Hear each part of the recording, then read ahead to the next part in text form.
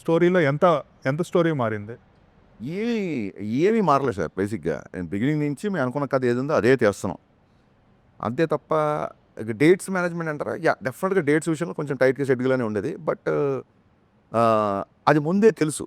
ఇప్పుడు హీరో గారు మార్నింగ్ 9:00 వస్తారు, 6 వరకు ఉంటారు అన్నప్పుడు మన ప్లానింగ్ ఉంటది. 9:00 రావాల్సిన హీరో సడెన్‌గా మధ్యాహ్నం 2:00 వచ్చారనుకోండి, అప్పుడు డిస్టర్బ్ అయిపోతాం.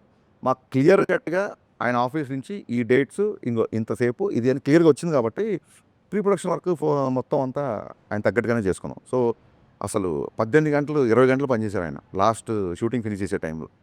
అంటే పొద్దున అక్కడ ఉండేవాళ్ళు టక్కని ఓసారి మంగళగిరి వెళ్ళారు కదా వాళ్ళు షూటింగ్ అంటే లేదు నైట్ 9:00 ఫ్లైట్ దిగుతున్నారు నైట్ షూటింగ్ పెట్టుకుని నేను టక టక టక మేము మళ్ళీ నైట్ అంటే లాస్ట్ మినిట్కి వచ్చారు ముందు క్లియర్ డేట్లు ఇచ్చినా సరే ఇంకా ఆయన అనుకున్న టైంలో ఫినిష్ చేయాలని చెప్పి లిటిల్ అంటే ఎలా ఉంటుందంటే సార్ మనకి మొన్న రాజమౌళి గారు చెప్పారు సూపర్ టెన్ సినిమాలు కూడా అబ్బాయి ఇది ఇలా చేస్తే బాగుండేది ఇలా చేస్తే అనిపిస్తుంటారు ప్రతి డైరెక్టర్కి ఇంకా ఇంకా ఇంకో 2 పాటలు లేకపోతే ఇంకో 2 యాక్షన్స్‌లో ఇంకా తృప్తి ఉండదు. ఇంక మనకి ఇంకా హీరోని ఎలా చూపించాలి ఇలా చెప్పి అనిపిస్తుంటది. బట్ కథకి ఏం అవసరమో దానికి ప్రాపర్‌గా డేట్స్ ఇష్యూ అనేది ఎప్పుడు జరగలేదు యాక్చువల్లీ.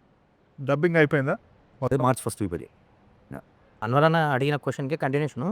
అంటే షూట్ స్టార్ట్ అయ్యే ముందు పవన్ కళ్యాణ్ గారు మిమ్మల్ని పిలిచి లైక్ మీరన్నారు ఇందాక రెస్పాన్సిబిలిటీస్ ఉంటాయని.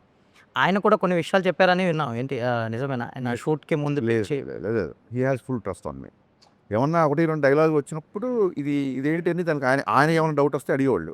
లేదు సార్ దీని మీనింగ్ ఇది, దీని వెనక దీని ముందు ఇలా జరిగింది ఇలా. ఓకే. అంతే తప్ప ఆయన రెస్ట్రిక్షన్స్ ఏం పెట్టలేదు. కళ్యాణ్ గారు డ్యాన్స్ పాటల్లో స్టెప్పులేయడం అన్నది చాలా రేరు. ఆయన కూడా మొహమాటంగా ఉంటుంది. ఆయన కూడా కొంచెం షై ఫీల్ అవుతుంటారు కదా! కానీ ఈ సినిమాలోకి వచ్చేసరికి ఆయన పూర్తిగా ఓపెన్ అవుతుంటారు. ఈ సినిమాలో మీరు ఫస్ట్ సాంగ్‌లో కూడా పవన్ కళ్యాణ్ గారి స్టెప్పులు ఫ్యాన్స్ ఎంజాయ్ చేస్తున్నారు బాగా. ఆయన ఏ ఈ ఎలా ఆయన కన్విన్స్ చేస్తారండి? ఒకటి ఈ పాటకి మీరు స్టెప్ ఏయాల్సిందే, డాన్స్ చేయాల్సిందే ఫ్యాన్స్ కోసం అని.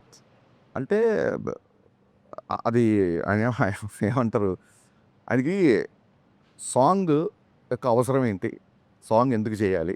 ఆ సాంగ్ మూడ్‌లోకి వెళ్ళాలి. అండ్ ఒక ప్రొఫెషనల్ డాన్సర్ లాగా మాస్టరు షాట్ పెట్టి రెడీ సార్ 1, 2 ఇప్పుడు 1కి ఇలా చేయాలి, 2కి ఇలా చేయాలంటే ఆయన గబుక్కున దానికి సింక్ ఇన్ అవ్వరు. దాని బిఫోర్ సీన్ ఎక్స్‌ప్లెయిన్ చేసినట్టే సార్ ఇగో ఈ సందర్భంలో ఈ ఎమోషన్ నుంచి ఈ సాంగ్ వస్తుంది. ఈ అమ్మాయి ఓకే చెప్పింది కాబట్టి మీరు సెలబ్రేట్ చేస్తా పిల్లానులే ఈ అమ్మాయి నవ్వింది కాబట్టి పిల్లానులే అని సాంగ్ వస్తుంది. ఈ అమ్మాయిని చూసారు ఫస్ట్ టైం ఇలా అన్నది ఆకాశం అమ్మాయి సాంగ్. దీని బిఫోర్ మీ ఎమోషన్ దీని బిఫోర్ ఇది అని చెప్పడము ఒక సగం ఆయన కన్విన్స్ అవుతారు. మిగతాదంటారా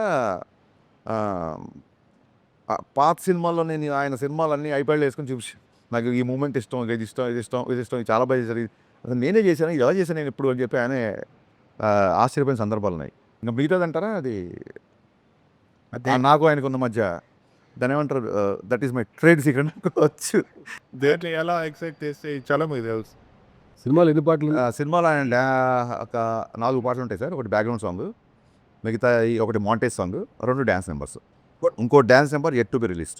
ఇద్దరు హీరోయిన్స్‌తో ఒక డాన్స్ నెంబర్ ఉంటుంది. అలా అది ఎందుకు తెచ్చారు? భయ్యా మీరు అసలు మీరు ఎలా ఉన్నారంటే ట్విట్టర్‌లో ఎవరు ఏది మాట్లాడినా దాన్ని మీరు క్వశ్చన్ అంటున్నారు.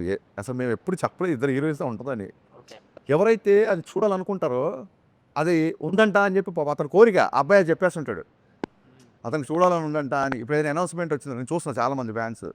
పలానా డైరెక్టర్‌లో అసలు అల్టిమేట్ మాఫియా సినిమా లోడింగ్ అంటే వాడికి ఒక మాఫియా సినిమా చూడాలని ఉంటది. ఆ కోరికని అతను తట్టుకోలేక పాపం బహిర్గతం చేస్తుంటాడు. అలా ఇద్దరు హీరోయిన్ కాంబినేషన్ సీన్స్ లేవు ఈ సినిమా. ఇప్పుడు పవన్ కళ్యాణ్ గారు లాంటి ఒక వైల్డ్ ఫైర్ ఇమేజ్ అంత పాపులారిటీ ఉన్న హీరోల్ని డైరెక్టరు ఎలాగ ప్రజెంట్ చేసినా ఒక 70% వాళ్ళే స్కోర్ చేస్తారు సినిమాని. ఇంకా మిగిలింది డైరెక్టర్ తాలూకా థాటు, ఓరియంటేషన్ ఎవ్రీథింగ్ అనుకుంటాయి. బట్ ఈ సినిమా వరకు మాట్లాడితే మీరు డైరెక్టర్గా మీరు అలాంటి ఒక వైల్డ్ ఫైర్ ఇమేజ్ ఉన్న హీరో మీద మీరు డైరెక్టర్గా స్కోర్ చేయగలిగేది ఏంటండి? అంటే అది ఫస్ట్ టైము అలాంటి వైల్డ్ ఫైర్‌తో చేస్తున్నాం అనుకోండి. మీరన్న ప్రెషర్ అది ఉంటదేమో. నేను అది ఒక డికేడ్ బ్యాకే చేశాను నేను. ఒక వైల్డ్ ఫైర్‌ని ఒక డికేడ్ బ్యాకే డైరెక్ట్ చేసాం. Of course. సో, అప్పుడే ఇంక చాలా భయం ఉండేది. అంత పెద్ద హీరోతో ఫస్ట్ టైం పనిచేస్తున్నామని. ఇప్పుడు దాని తాలూకు ఒక రిలేషన్ అవ్వచ్చు, ఒక 10 ఇయర్స్ ఆఫ్ జర్నీ అవ్వచ్చు, ఒక డికేడ్ ఆఫ్ జర్నీ అవ్వచ్చు. నేను ఒకటి చెబితే ఈ స్క్రీన్ మీద ఎలా ఉంటుందని చెప్పి ఆయనకుండే అవగాహన అవ్వచ్చు. సో, ఐ వాజ్ ఎంజాయింగ్ అంటే ఆయన టైట్ షెడ్యూల్ ఉంది కాబట్టి షూటింగ్ జరిగినంత 2 నెలలు ఆల్మోస్ట్ ఒక 2, 3 అవర్సే పడుకున్నాం. కానీ ఎక్కడ కూడా స్ట్రెస్ ఉండేది కాదు. ఎందుకంటే రేపు పొద్దున 8 డైలాగ్ తీస్తున్నాం, రేపు పొద్దున ఈ సాంగ్ చేస్తున్నాం, రేపు పొద్దున ఆయన వచ్చే ఈ సీన్ చేస్తున్నాం, రేపు పొద్దున ఈ అమ్మాయితో ఎంటర్టైన్మెంట్ సీన్ చేస్తున్నాం. ఈ ఎక్సైట్మెంట్ అడ్రినల్ రష్ అనేది మీరు చెప్పిన తాలూకు ఆ భయాలు అవి లేకుండా చేశారు. అంటే మీరు చెప్పింది కరెక్ట్గా రిఫర్ చేశారు గబ్బర్ సింగ్ గురించి. బట్ గబ్బర్ సింగ్ రిలీజ్ ముందు పవన్ కళ్యాణ్ గారు వాజ్ ఇన్ జస్ట్ 10 years పీరియడ్లో ఉన్నారు. కొంచెం స్లాక్ పీరియడ్ లాగా సినిమాలు గట్ట. యూకే ఒక ఫ్యాన్గా ఆయన ఎక్కువ అభిమానించి ఒక డైరెక్టర్గా అతన్ని ఎలా కట్ చేయాలి, ఎంత షార్ప్గా ఉండాలి డైలాగ్, అవన్నీ కూడా మీరు మంచి షోకేసింగ్ చేశారు దానికి. ఇప్పుడు ఆయన ఇమేజ్ ఎక్కడో అసలు మల్టిప్లై అయి ఉంది ఇమేజ్. అండ్ దీని ముందు ఓజీ ఉంది, అవును, మంచి ఫిల్మ్. సో అక్కడ ఆ పాయింట్ ఆఫ్ వ్యూలో నేను అడిగాను sir, in that context how challenging this film is for you? Challenge లేదండి. ఇప్పుడు మనం ఒక సినిమా చేస్తున్నప్పుడు ఆ బిఫోర్ సినిమా డిసప్పాయింట్ చేస్తే అప్పుడు ఛాలెంజింగ్. ఓజీ అంత బ్రహ్మాండమైన రిసెప్షన్ వచ్చిన తర్వాత ఆ ఎనర్జీలో ఉంటాం కదా మేమందరము. ఇంకా ఇప్పుడు ఛాలెంజ్ ఎందుకు అవుతాయి? Challenge in the sense what the edge, ఇందాక నేను మొట్టమొదటి అడిగిన ప్రశ్నే అది. మీరు దీని మీద గెయిన్ చేయగలిగే ఎడ్జ్ ఏంటి? I'm not able to gauge your question. I will tell. ఇప్పుడు మీరున్నారు సార్, ఇప్పుడు ఓజీ వచ్చింది, నెక్స్ట్ పిక్చర్ వస్తుంది, అవును. మీకు ఒక పెద్ద హిట్ ఉన్నది, హిస్టారిక్ హిట్ ఉన్నది పాస్ట్లో.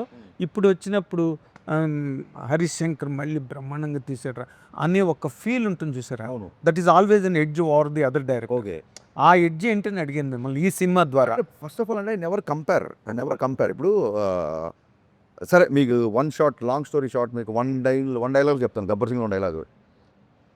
మేము మాకే పోటీ, నాతో నాకే పోటీ, నా గబ్బర్ సింగే నాకు పోటీ, దాన్ని క్రాస్ చేస్తే చాలు. ఓకే, జనరల్గా ఒక నాతో నాకే